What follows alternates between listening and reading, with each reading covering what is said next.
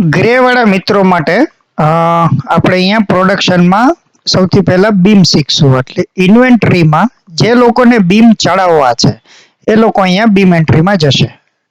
Beam એન્ટ્રીમાં ગયા પછી અહીંયા ન્યૂ કરશે.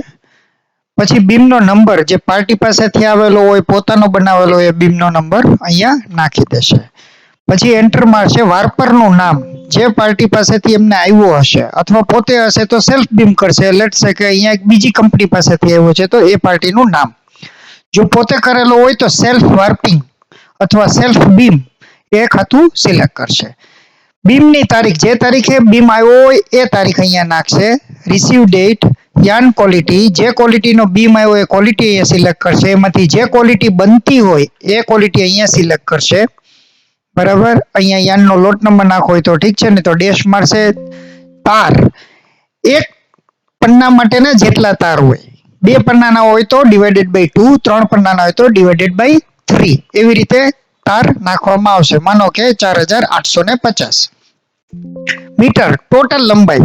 હવે જો એક પન્નો હોય ને 10,000 મીટર હોય તો 3 પન્નો કરો તો એને ગુણ્યા 3 કરી નાખો ને 30,000 મીટર. અહીંયા ટોટલ તાકાત 100 ના વેરિએશન્સમાં, 100 મીટરના વેરિએશન્સમાં છે. જેમને પોતાની રીતે ફેરફાર કરવો એ કરી શકે. એન્ટર મારશે, એન્ટર મારશે, એન્ટર મારશે, એન્ટર મારશે, એન્ટર મારશે, એન્ટર મારશે. બીજી કોઈ વસ્તુઓ નાખવાની જરૂરિયાત નથી. એન્ટર એન્ટર એન્ટર મારશે. અને અહીંયા હવે લોડિંગ ડેટ, માનો કે આજની તારીખનો લોડિંગ કરું છું તો 18 તારીખનું લોડિંગ, અને અહીંયા હું મશીનનો નંબર નાખી દઈશ. એન્ટર મારીશ. હજુ ભીડાણ જ્યારે કરવાનું થશે ત્યારે અહીંયા ભીડાણમાં વાય કરીને આપણે તારીખ નાખશું. અત્યારે આપણું લોડિંગ છે એટલે કશું કરવાનું નથી. એન્ટર મારશું. અહીંયા પાઇપનો નંબર ને જે કંઈ વધારાનો રિમાર્ક્સ નાખો તો નાખો. અને ઘણા લોકો ડોબી મશીન ચલાવે છે તો જેમને ડિઝાઇન વાળું કપડું બનતું હોય અને વારે ઘડીએ એમને પ્રોડક્શનમાં ડિઝાઇન ના નાખવી હોય તો એ ડિઝાઇન અહીંયા નાખી શકે. દાખલા તરીકે બોનબોન ડિઝાઇન છે તો અહીંયા બોનબોન ડિઝાઇન નાખી. હવે પસરાઈ વાળો કોણ હતો એમનું ખાતું નાખવું હોય તોય નાખે. અને માનો કે બીમ જ્યારે આપણે સાઇઝિંગ બીમ આવતો હોય તો પસરાઈ ત્યાંથી જ થઈને આવતો હોય તો એમનું નામ નાખીને આને સિમ્પલી સેવ કરવાનું છે. આવી રીતે બીમની એન્ટ્રી થશે.